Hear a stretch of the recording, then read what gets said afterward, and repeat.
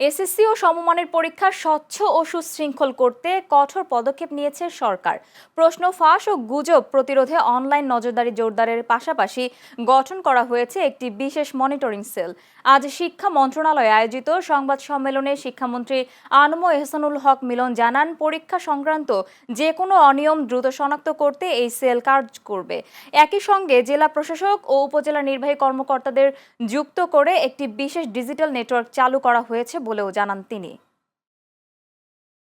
চলতি এপ্রিল মাসের প্রথম ২০ দিনেই দেশে এসেছে মোট ১২টি জ্বালানি তেলবাহী জাহাজ। এতে ডিজেল, অকটেন, জেট ফুয়েল ও ফার্নেস তেলের বড় চালান খালাস হয়েছে বলে জানিয়েছে বাংলাদেশ পেট্রোলিয়াম কর্পোরেশন। এ সময়ে ৮টি জাহাজে এসেছে প্রায় ২,৭৪,০০০ টন ডিজেল। পাশাপাশি ২টি জাহাজে এসেছে ৫৩,০০০ টন অকটেন। এছাড়া একটি করে জাহাজে এসেছে জেট ফুয়েল ও ফার্নেস তেল। ভারত থেকে পাইপ লাইনেও আরও ডিজেল সরবরাহ করা হয়েছে। বিদ্যুৎ, জ্বালানি ও খনিজ সম্পদ প্রতিমন্ত্রী জানিয়েছেন, নিয়মিত আমদানির ফলে বর্তমানে এপ্রিলে জ্বালানি তেলের কোনো সংকট নেই। অকটেনের মজুত মাসিক চাহিদার চেয়েও বেশি রয়েছে বলেও তিনি উল্লেখ করেন। রাজধানীর কাফরুলে গার্মেন্টস মালিকের কাছে ১ কোটি টাকা চাঁদা দাবি ও গুলিবর্ষণের ঘটনায় ৪ জনকে গ্রেফতার করেছে র্যাব। গ্রেফতারকৃতরা হলেন সাগর শেখ, রানা, কালু শেখ ও শশী। রোববার রাতে মিরপুরের বিভিন্ন এলাকা থেকে তাদের আটক করা হয়। সকালে সংবাদ সম্মেলনে এ তথ্য জানান র্যাব ৪-এর সিনিয়র সহকারী পরিচালক KN রায় নিয়তি। তিনি বলেন, গত ১৮ এপ্রিল গার্মেন্টস কারখানায় ঢুকে অস্ত্রের মুখে মালিকের কাছে ১ কোটি টাকা চাঁদা দাবি করা হয় এবং ভয় দেখাতে ফাঁকা গুলিও ছোড়া হয়। এ সময় দুষ্কৃতিকারীরা অফিস কক্ষ ভাঙচুর করে এবং সিসি ক্যামেরার হার্ড ডিস্ক খুলে নিয়ে যায়। র্যাব জানায়, পরিকল্পিতভাবেই ঘটনাটি ঘটানো হয় এবং জড়িতদের বিরুদ্ধে আইনগত ব্যবস্থা প্রক্রিয়াধীন রয়েছে।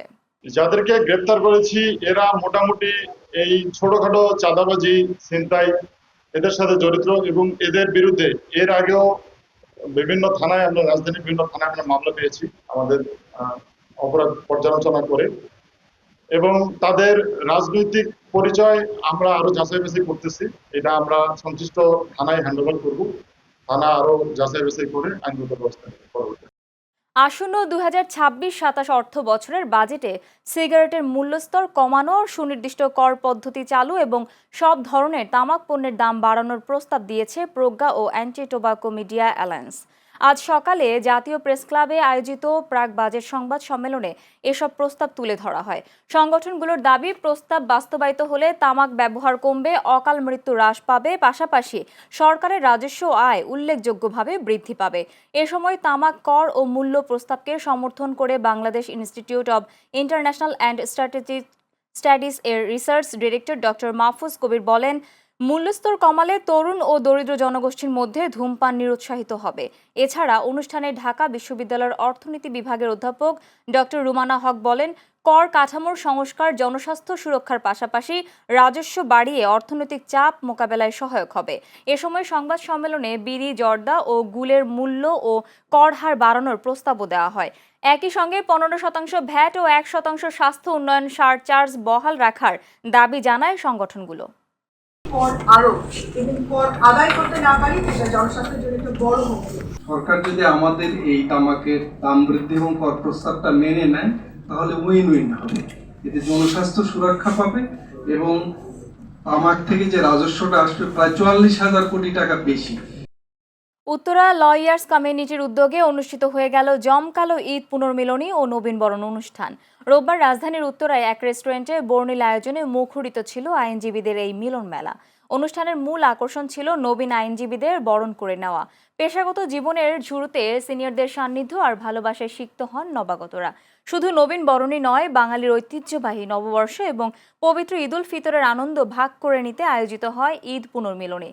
অনুষ্ঠানে উপস্থিত সিনিয়র আইনজীবীরা তাদের বক্তব্যে নবীনদের সততা ও নিষ্ঠার সাথে আইন পেশায় কাজ করার আহ্বান জানান। দেশের স্বাস্থ্য ব্যবস্থা ও অর্থনৈতিক চ্যালেঞ্জ মোকাবেলা করেই রাষ্ট্র সংস্কারের কাজ করছে সরকার মন্তব্য করে তথ্য ও সম্প্রচার মন্ত্রী জহির উদ্দিন স্বপন বলেছেন, দুর্বল রাষ্ট্রকে শক্তিশালী করতে সরকার বদ্ধপরিকর। সোমবার বরিশাল বিভাগের হাম রুবেলা টিকাদান উদ্বোধন অনুষ্ঠানে তিনি কথা বলেন। এ সময় মন্ত্রী বলেন, দেশে পর্যাপ্ত গ্যাস মজুদ থাকলেও তা উত্তোলনে ব্যর্থ হয়েছে বিগত সরকার।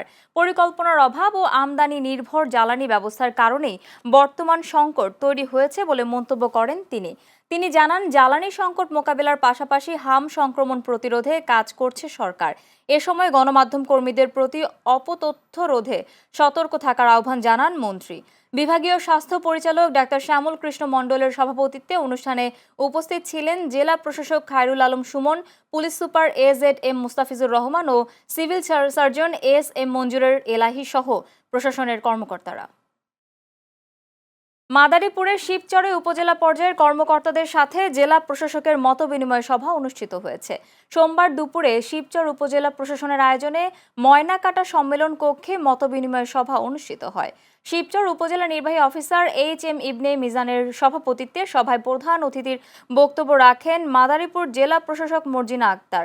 এ সময় উপস্থিত ছিলেন শিবচর উপজেলার সহকারী কমিশনার ভূমি শাইখা সুলতানা, শিবচর উপজেলা প্রকৌশলী রেজাউল করিম ও চ্যানেল এস এর মাদারীপুর জেলা প্রতিনিধি প্রণব কুমার সাহা, অপূর্ব সহ অনেকে। জামালপুরের সরিষাবাড়িতে উপজেলা স্বাস্থ্য কমপ্লেক্সে খাদ্য সরবরাহের দরপত্র প্রক্রিয়ায় অনিয়ম ও স্বজনপ্রীতির অভিযোগে বিক্ষোভ ও মানববন্ধন অনুষ্ঠিত হয়েছে।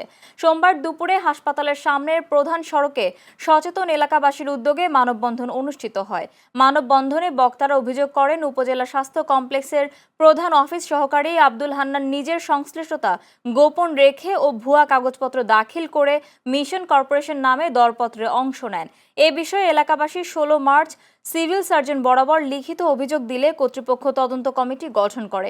তদন্ত শেষ হওয়ার আগেই অধিক দরদাতা মিশন কর্পোরেশনের নামে কার্যাদেশ চূড়ান্ত করা হয়, অথচ তার চেয়েও সর্বনিম্ন দরদাতা প্রতিষ্ঠান বাদ পড়ে গেছে। এতে অনিয়ম ও স্বজনপ্রীতি সহ সরকারের অতিরিক্ত অর্থ ব্যয়ের আশঙ্কা তৈরি হয়েছে। বক্তারা অবিলম্বে কার্যাদেশ বাতিল করে পুনঃ দরপত্র আহ্বান ও ঘটনার সুষ্ঠু তদন্তের দাবি জানান। কুমিল্লার আদর্শ সদর উপজেলায় অবৈধভাবে জ্বালানি তেল মজুত ও অতিরিক্ত মূল্যে বিক্রির অভিযোগে অভিযান চালিয়েছে ভ্রাম্যমাণ আদালত। অভিযানে 215 লিটার অকটেন জব্দ করার পাশাপাশি 3 ব্যক্তিকে মোট 1,30,000 টাকা জরিমানা করা হয়েছে। রোববার রাতে উপজেলার জগন্নাথপুর ইউনিয়নের বালুতুপা এলাকায় অভিযান পরিচালনা করা হয়। অভিযানে নেতৃত্ব দেন সহকারী কমিশনার ভূমি ও এক্সিকিউটিভ ম্যাজিস্ট্রেট মাসিয়াত আক্তার। ভ্রাম্যমাণ আদালত বালুতুপা এলাকার লাইসেন্সবিহীন প্রতিষ্ঠান মেসার্স শফিক এন্টারপ্রাইজে তল্লাশি চালিয়ে গুদাম থেকে লুকিয়ে রাখা 215 লিটার অবৈধ অকটেন জব্দ করে। এছাড়া অবৈধ জ্বালানি সরবরাহের সঙ্গে জড়িত থাকার অপরাধে মোহাম্মদ শরীফুল ইসলামকে 50,000 টাকা এবং মোহাম্মদ রাসেলকে 30,000 টাকা জরিমানা করা হয়। বিষয়টি নিশ্চিত করেছেন উপজেলা সহকারী কমিশনার ভূমি ও এক্সিকিউটিভ ম্যাজিস্ট্রেট মাসিয়াত আক্তার। রাজবাড়ী জেলার নবযোগদানকৃত জেলা প্রশাসক আফরোজা পারভিনের সঙ্গে পাংশা উপজেলার বিভিন্ন দপ্তরের প্রধান ও গণ্যমান্য ব্যক্তিদের সাথে পরিচিতি সভা অনুষ্ঠিত হয়েছে। সোমবার দুপুরে উপজেলা পরিষদ অডিটোরিয়ামে হলরুমে সভার আয়োজন করা হয়। উপজেলা নির্বাহী অফিসার মোহাম্মদ রিফাতুল হকের সভাপতিত্বে সভায় প্রধান অতিথির বক্তব্য রাখেন জেলা প্রশাসক আফরোজা পারভিন। সভায় আরও উপস্থিত ছিলেন উপজেলার সহকারী কমিশনার ভূমি মোহাম্মদ সাদ আহমেদ, পাংশা মডেল থানার অফিসার ইনচার্জ শেখ মইনুল ইসলাম, উপজেলা বিএনপির সভাপতি মোহাম্মদ চাঁদ আলী খান সহ উপজেলার 10টি ইউনিয়নের চেয়ারম্যান ও গণমাধ্যম কর্মীরা।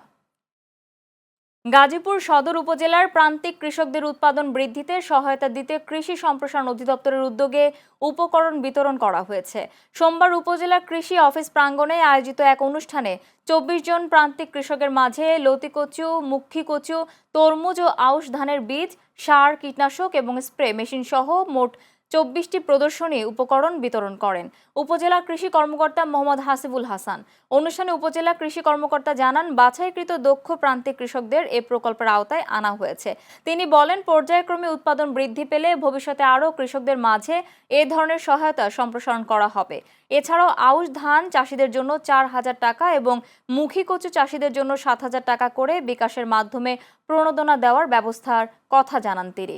অনুষ্ঠানে উপজেলা কৃষি বিভাগের অন্যান্য কর্মকর্তা, মাঠ পর্যায়ের ফিল্ড সহকারী এবং উপকারভোগী কৃষকরা উপস্থিত ছিলেন। জামালপুরের দেওয়ানগঞ্জে পৃথক অভিযানে যৌনকর্মী সহ 5 জনকে আটক করেছে পুলিশ। রোববার রাতে উপজেলার ডালবুড়ি কলেজ রোড এলাকায় অভিযান চালিয়ে তাদের আটক করা হয়। পুলিশ জানায়, গোপন সংবাদের ভিত্তিতে রাতে ডালবুড়ি কলেজ রোডে বেলাল নামে এক ব্যক্তির বাড়িতে অভিযান চালানো হয়। এ সময় বেলাল ও এক যৌনকর্মীকে আটক করা হয়। একই অভিযানে বাড়ি থেকে ওয়ারেন্টভুক্ত 2 আসামিকে গ্রেফতার করা হয়। অভিযানের পর সোমবার ভ্রাম্যমাণ আদালতে এক ব্যক্তিকে 6 মাসের কারাদণ্ড দেওয়া হয়। মোবাইল কোর্ট পরিচালনা করেন নির্বাহী ম্যাজিস্ট্রেট শাহজহুরুল হোসেন। দেওয়ানগঞ্জ মডেল থানার ভারপ্রাপ্ত কর্মকর্তা আনোয়ার হোসেন বলেন, আটক ব্যক্তিদের বিরুদ্ধে পৃথক মামলা দায়ের করে তাদের জামালপুর জেলা কারাগারে পাঠানো হয়েছে। নওগাঁর বদলগাছিতে অভিযান পরিচালনা করে 106 লিটার পেট্রোল উদ্ধার করেছে র্যাব। রোববার রাতে উপজেলা গোবরচাপা হাট এলাকায় পেট্রোল মজুতের সময় মাসুদ স্টোরের সামনে গাড়িতে রাখা একটি তেলের ড্রাম থেকে 106 লিটার পেট্রোল উদ্ধার করে র্যাব। এ সময় ভ্রাম্যমাণ আদালত পরিচালনা করেন বদলগাছি উপজেলার সহকারী কমিশনার ভূমি পলাশ উদ্দিন। অবৈধভাবে পেট্রোল মজুত রাখার অপরাধে মাসুদ স্টোরের মালিক মাসুদ রানাকে 8,000 টাকা জরিমানা করা হয়। মাদারীপুরে ফর্ম পূরণের প্রায় 3 লাখ টাকা নিয়ে উধাও সহকারী শিক্ষক ও এক অফিস সহকারী। ফলে আসেনি 20 শিক্ষার্থীর এসএসসি পরীক্ষার প্রবেশপত্র। এতে পরীক্ষা দেয়া অনিশ্চিত হয়ে পড়েছে তাদের।